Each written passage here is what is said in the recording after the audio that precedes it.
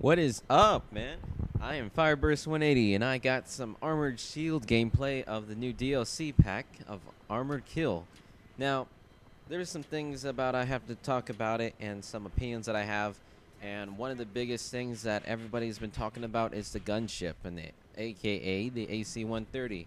Now, I don't mind the gunship all that much, but here's the thing: I don't mind it in Conquest. How about Rush Mode, guys?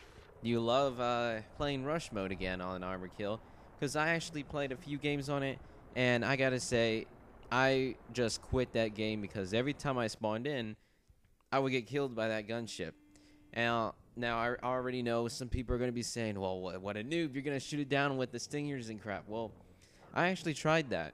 In fact, I spawned in, went inside it and behind the base, got behind some trees or something where I can't be seen in the bush, aimed at that thing and fired at it, and guess what? I instantly died by the gunship. And I don't know what happened. And we're not even playing on normal mode where you see the little like triangles above people's heads. So I don't know what happened with that. And I also noticed that in rush mode, as soon as the next MCOMs go up, there's gonna be the gunship shooting at your tank destroyer already at the back. So by the time you actually get over there, it's already destroyed. Now, there's some things I like about the gunship and things I don't like. The things I don't like about it is how you can paradrop in rush mode. Now, there's been a lot of talk about this and some suggestions about how you can actually make this a balanced thing in rush mode. And I gotta say that the top three suggestions is that either A, you can remove it altogether, which I don't think that's gonna happen. You can, number two, you can make it to where the gunship will spawn in a lot longer, maybe around 2 minutes at most, because this whole 90 seconds thing about what DICE is going to be doing, a lot of people are saying that's not enough, and I actually think, hey, it's only at 30 seconds more. Now all the person has to do is wait 30 more seconds, and boom, you got it back again. And so, then again, the AC-130 can be destroyed pretty quickly if you have a good jet pilot and a lot of guys using stingers, but I'll get to that in a bit. And option number three is to take away the paradrop. You see, the thing about the paradrop in the gunship is that you can automatically get behind the defending base. As soon as you spawn in, just paradrop in it. And there's a lot of people saying that, and which is taking away the ability and skill of flanking in rush mode, which takes away all the fun, in my opinion. And if you're going to do that, then the defending team is going to lose all the time. They only get, like, what, maybe one or two tanks at most, and while the other team gets a gunship and other tanks and jets and all that, and at times maybe even a chopper. It's just overwhelming for the defending team, and for consoles, it's even more terrible. It's so unbalanced for consoles. And for me, I play on the 360, and I know that's not as much fun as everyone says, but hey, I have a good time with it, and it's what I have, so it's what I play. Deal with it. So, about that, the AC-130 can be balanced, in my opinion, but the thing is, does it really belong in rush mode? I actually like Conquest. I prefer Conquest a lot more, only because you get to use the big maps and the whole thing and be able to actually use whatever type of gameplay you want to do, like any type of tactics. You want to go all the way on the right, flank right, left. You don't have to go in a straight line, and the defending team knows where you're coming. That is the complete opposite with Armored Kill. Nothing is like that at all. They just paradrop anywhere, and they're instantly at the base before even the defending team gets there.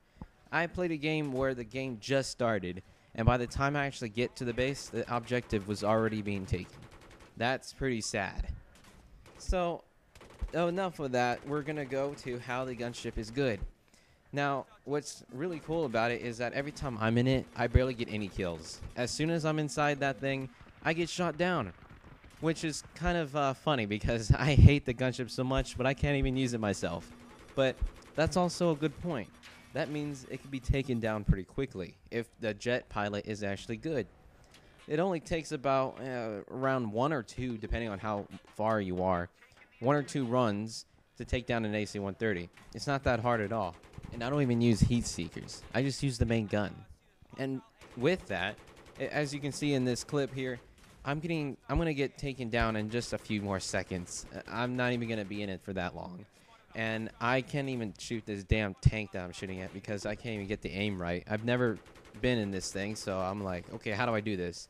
Uh, so if you only have 24 players for consoles, that means you're gonna have at least 2, 3, maybe even 4 engineers looking up in the sky to shoot down the gunship. So that's taking away 4 people. Those tanks are going to eat away everybody that's running around. The tank is going to get hit, and the other team is just going to use the gunship to take out the tank for the defenders. And then you have the guys that are pair dropping. That's so much stuff you got to worry about for the defending team. And actually, there's a lot of talk saying that if you win on the defending team, that takes skill, man. Everyone is going to congratulate you if you're on the defending team. And I got to say that. I've never won an Armored Kill game as a defender. And as attacker, it's easy. Everybody can do it. It's really easy with that gunship there and with a good team. But that gunship can have 2 flares that can stop the stingers. And if you have a whole squad of guys looking up there trying to take that thing down, it's going to instantly come back in less than a minute, about a minute. And with this new little tweak, it's going to be about 90 seconds now. So is that really going to do much of anything? I really don't think so. And it's going to be taking away your guys. And as soon as they take that thing out, they can't take out tanks because they have the Stinger or the Eagla.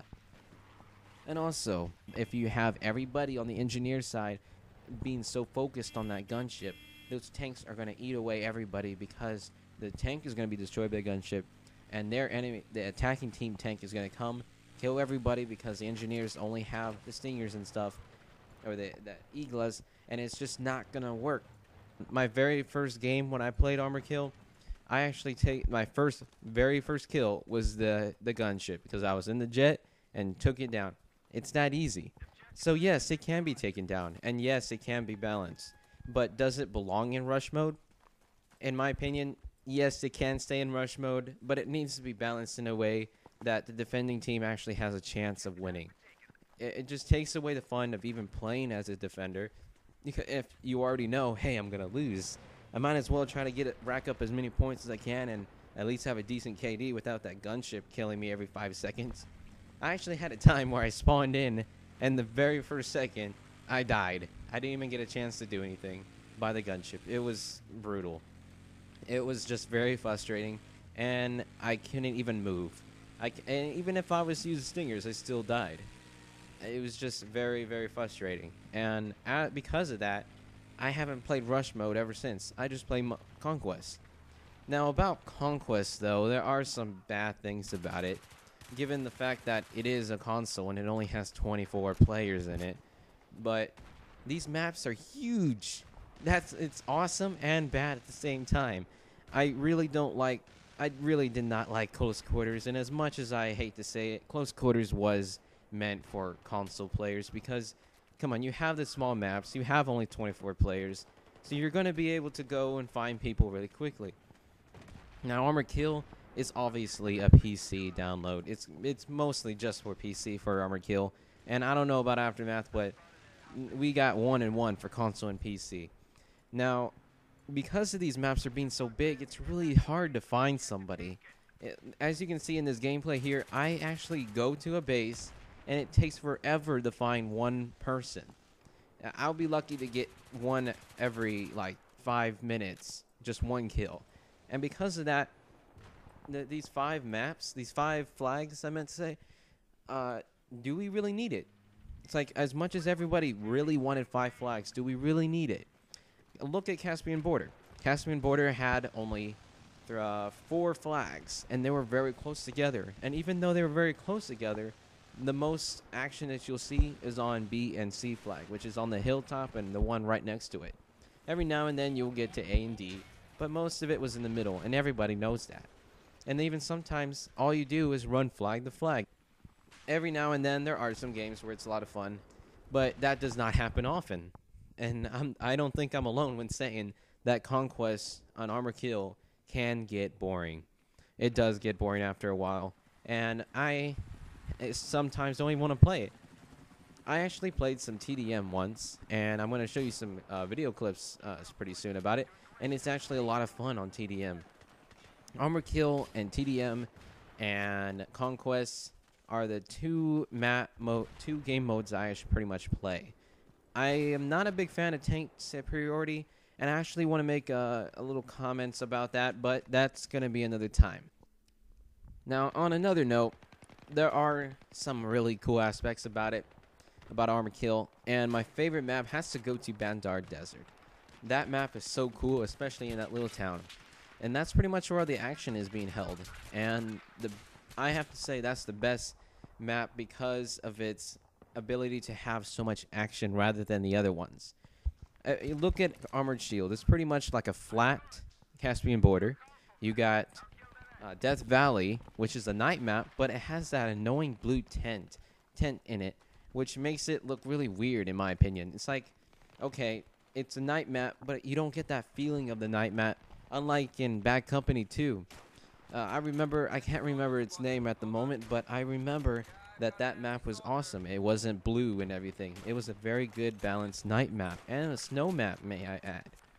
So because of that, there are some bad things about it and things I do like about it. And I actually like this DLC. I don't know if I'll be playing it too often. It's a good change now and then, and I actually play it. But it does get boring after a while because all you're doing is just running around. And it's pretty much, if you need a vehicle, you need a vehicle for Armored Shield. You really do. And if you don't have one, you're going to be running a lot. You're going to see a lot of running or a lot of quad biking. And then the other little thing that I had a little issue about is there's not enough vehicles. There's not enough vehicles for Armored Shield. Have you noticed that every time you spawn in, it's like you would expect it a full onslaught of vehicle warfare, and yet you don't see that many vehicles driving around or flying. It's really kind of weird how that works. You really need more vehicles. Put some like Jeeps and more tanks, some MBT tanks in there or something. You need more vehicles. If somebody wants to spawn in at their base, they should see tanks lined up and ready to go to have an onslaught of armored warfare going on. Not nobody in their quad bikes or just running around to each base and capping flags and just bouncing around.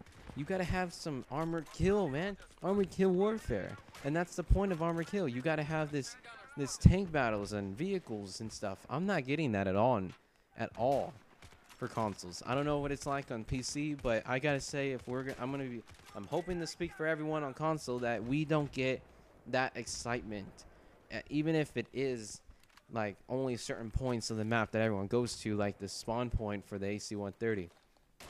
On Conquest, it's just not as satisfying like it should be.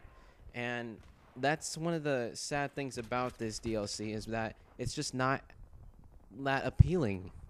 It's like it's good for a minute, and then you're like, awesome, and then you're just like, oh, no, okay. And then you just leave it. That's what happened to me, and I hope that eventually things will get better about it. But I have to say that Armored Kill is a good thing, but only if you're on PC. On console, it's just okay. It's okay. It's a good kind of way to go from the vanilla maps to the other DLCs, and then you play Armored Kill. But after that, then it gets boring because all you're doing is running around. But it is an amazing DLC. The graphics and visuals look awesome. The maps look great. Everything about it is awesome. It just is lacking that sense of like action and Armored Kill kind of feature that it was supposed to have with vehicles. I just don't get that feeling when I play this DLC. But that's all I got to say about Armored Kill and my thoughts about it. But I'm going to be heading out, guys, and you be awesome, and I'll see you guys later. Peace.